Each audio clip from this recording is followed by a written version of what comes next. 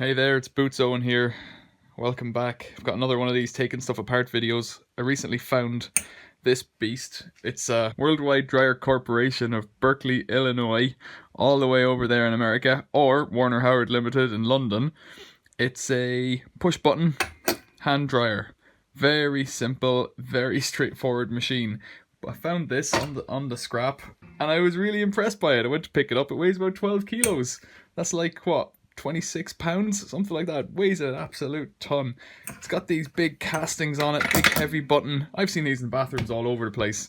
Never taken one apart. So here we go. Right on the bottom of it, you've got these two screws. They're just, what are they, 1/4 inch or something like that? Allen screws, and they just go on the bottom of it. One there, one on each side. You pull them out, and it just lifts straight off. And you're in. And if we have a look at this, not much to it. It's bloody filthy. It's a solid piece of cast iron. Nothing like it, eh? That's where most of the weight is. So we throw that aside. And we're into the meat of it.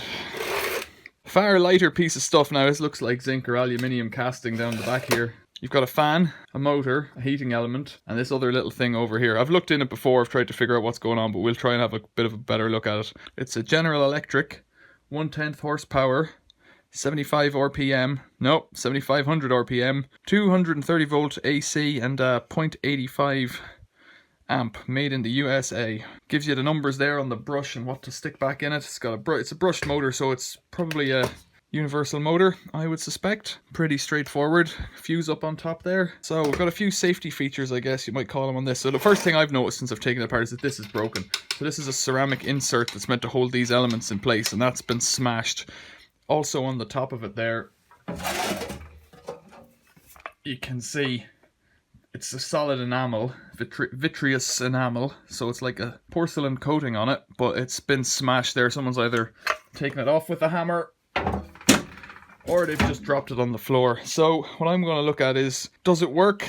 I don't know if there's any point in keeping this because I don't need it, and I don't think it's got much of a value either, really. But it's got a useful little motor in there, 1/10 horsepower. Good little, it's a good little fan. So if you're making something like, let's say, a little forge, you could take that element out of there. You don't need that, and just use it as a little blower fan. So how does it work? Anyways, you get your hand, drunk as can be, in a bar, and whop it with your hand or your face, and that pushes something in here. So what does it push? Well, over here you've got this little trigger thing down here. So you whop the button and it pushes in this thing here. You've got a set of contacts over here which have a bit of colour on them from some kind of heat, I'd say. It's a switch from here to here, I think.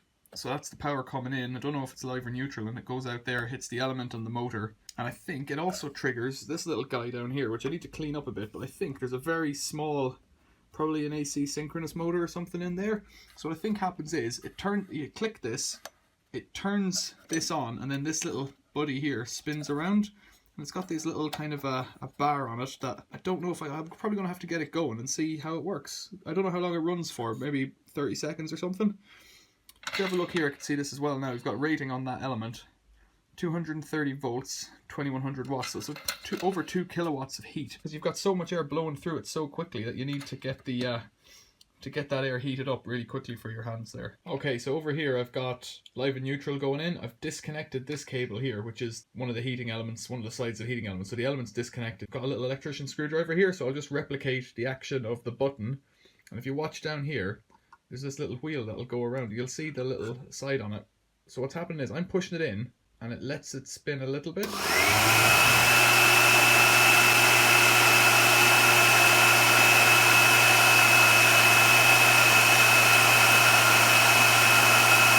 Pretty strong fan.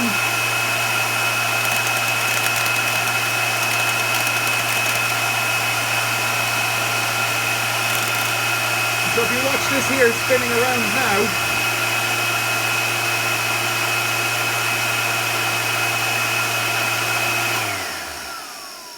it clicks and then it goes off again. So I'll do that again. So here's a better view of this little timer switch. Right down on the bottom here, you've got this little metal piece here, and it engages with a hole, a little gap in this wheel. I think that's, what's that metal called? Tufnol or something like that, I think. It's not metal, plastic. So I think it engages, well, it obviously engages the switch in this little Tufnol wheel. So if I push that down just enough, it flips out this other piece, this kind of lozenge shaped piece that's on a spring loaded.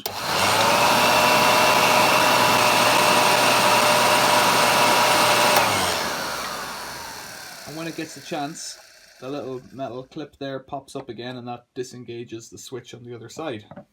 So it's a pretty cool little switch.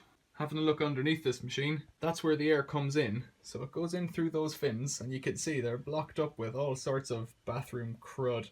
So that's the stuff that was in the air, fluff in the air in a bathroom, gets sucked in, gets stuck. They've used iron, what looks like, or, well, steel. So it's rusted, helps it catch the bits. I guess that works as a filter maybe.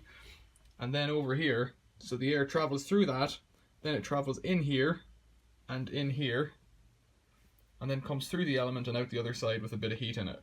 So all of the fluff, and I haven't really cleaned this, all of the fluff comes around everything, around the motor, and part of that is the good because it cools everything down, but the other part of it means that all of the fluff that hasn't been caught in that grill up there gets stuck in the machine, which is a bit gross. So we're isolated from the supply once again. And the other bit of cool stuff I found here, so imagine it's on the wall, you put the cover straight on top, and it comes down, fits right on top there. But you're just putting 2 screws on top. It doesn't have a hook or anything on the top like some things do. So it's pretty cool. You see this spring over here and this shaft? You put this screw in,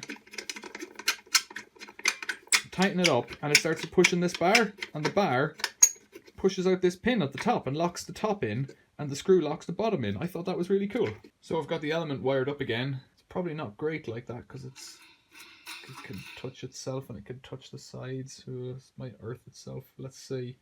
Contact. Oh, it's getting hot.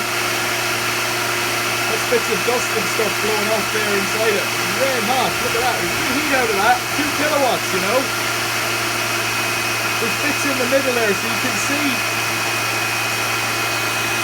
You can see in the middle because it's got this bit that's black because the current's not running through it the way it should be because it's not held in place. So that's not good for it. I'm glad that stopped. So what was happening there anyways was that, ooh, smells like burning. Because it was touching itself down here, the current wasn't running the whole way through the element. It was taking the shortest path. It wouldn't be a good idea to try and use this as a hand dryer anymore unless you replace that element. Little bimetallic strip in there, I guess in case it overheats or you block the end, it'll overheat with the element and the airflow not going past it. It sucks air from both sides, and I guess that's good because it cools the motor down as well.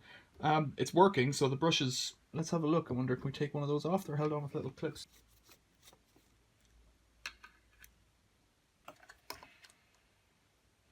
Okay, so that's a pretty handy little type. There's not much left in that brush, but there's enough because it's working. It's got a little brass contact here. So this little brass tab in here just engages against the brass of the brush carrier there. Pretty handy design, that. So after doing those 3 or 4 tests, I noticed this motor, it's not too hot to touch, but it is getting warm, and I suspect that without the airflow through the casing going straight over this motor, it will get hot, and that's something to watch out for. So this motor wouldn't be rated to run without a cooling airflow over it the whole time. It hasn't got any fan on the back of it because it's working in this environment. So that's something to bear in mind, you know, if you're just going to reuse these kinds of things. It's a model number A48, rated at 10 amps, 230 volts, 2 amp motor inside it. That's not what it said in the motor. Weird. So there you go, a look at the World Dryer Corporation's hand dryer. See you next time. Thanks for watching.